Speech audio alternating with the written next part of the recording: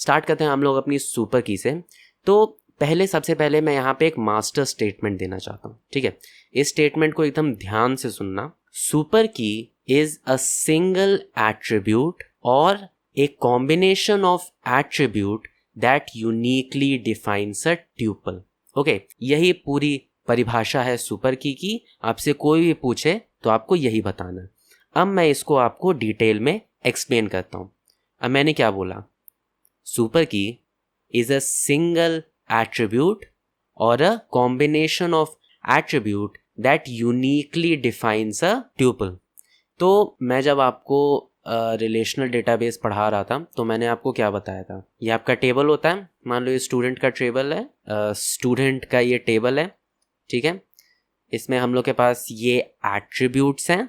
Okay, words को catch करो, ये हम लोग के पास एट्रीब्यूट्स हैं।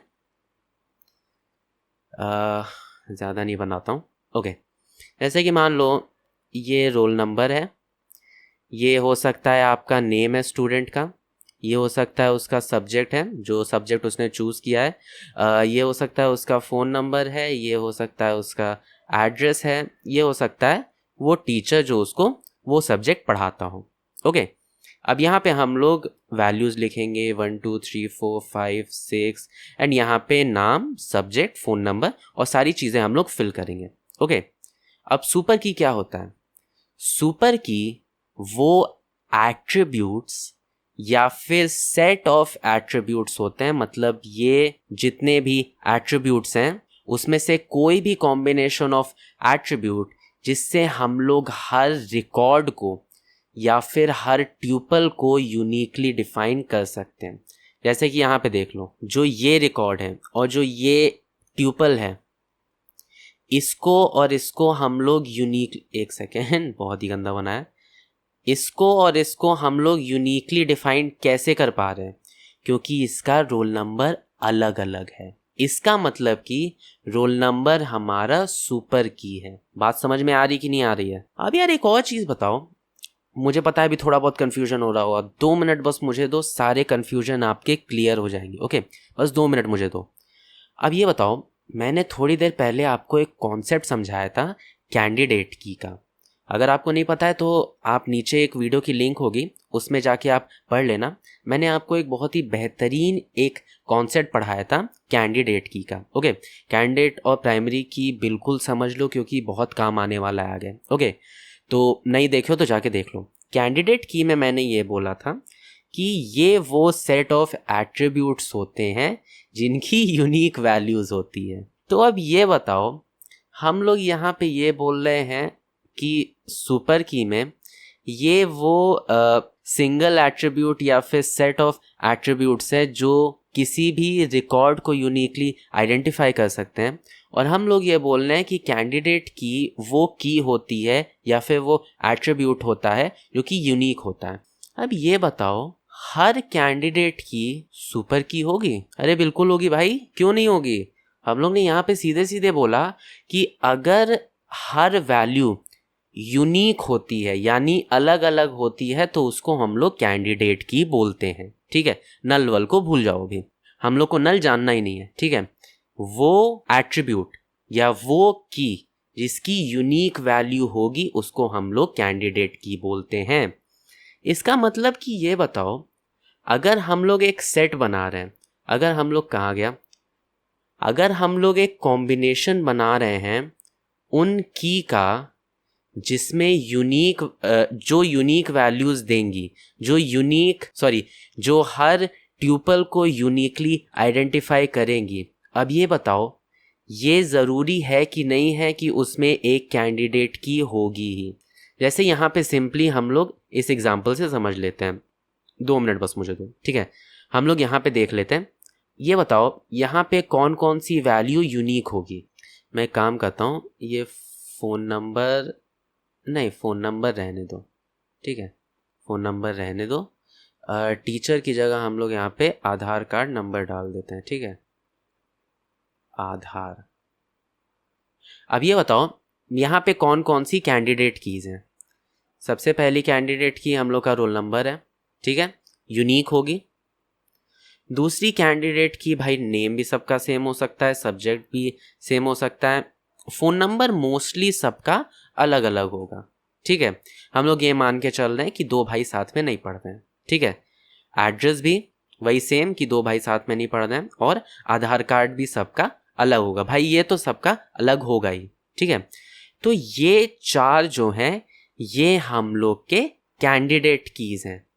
ओके, अब ये बताओ, हम लोग के पास ये चार है कैंडिडेट की। ठीक है, roll number, phone number, address और आधार। अब ये बताओ, अगर मैं रोल नंबर के साथ नेम का कॉम्बिनेशन कर दूं तो ये एक सुपर की नहीं बन रहा है?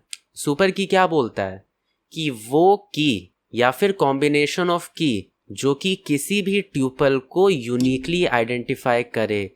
ये दो तो यूनिकली आइडेंटिफाई करेंगे ना, क्योंकि रोल नंबर तो यूनिक है सबका, इसके साथ तुम किसी को भी डाल दो। वही मैं यहाँ पे बोल रहा हूँ।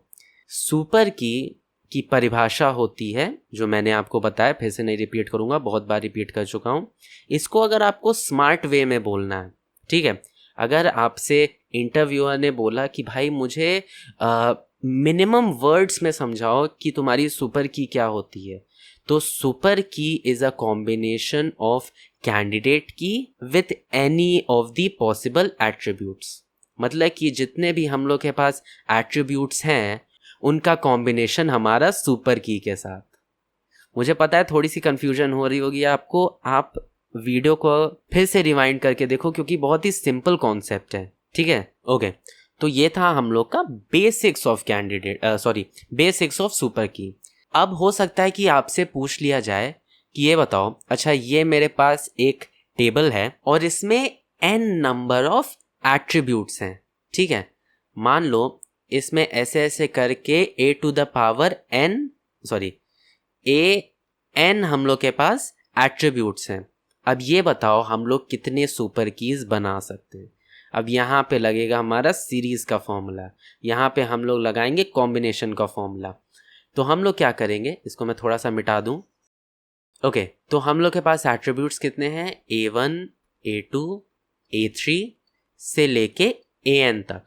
ओके, अब ये बताओ, अगर हम लोग के पास इन n एट्रीब्यूट्स में से अगर हम लोग के पास बस एक कैंडिडेट की है, तो हम लोग का फॉर्मूला क्या होगा। सबसे पहले तो 2 to the power n, हम लोग 2 to the power n के कॉम्बिनेशंस बना सकते हैं, -1 क्योंकि एक तो हम लोग का कैंडिडेट की ही है।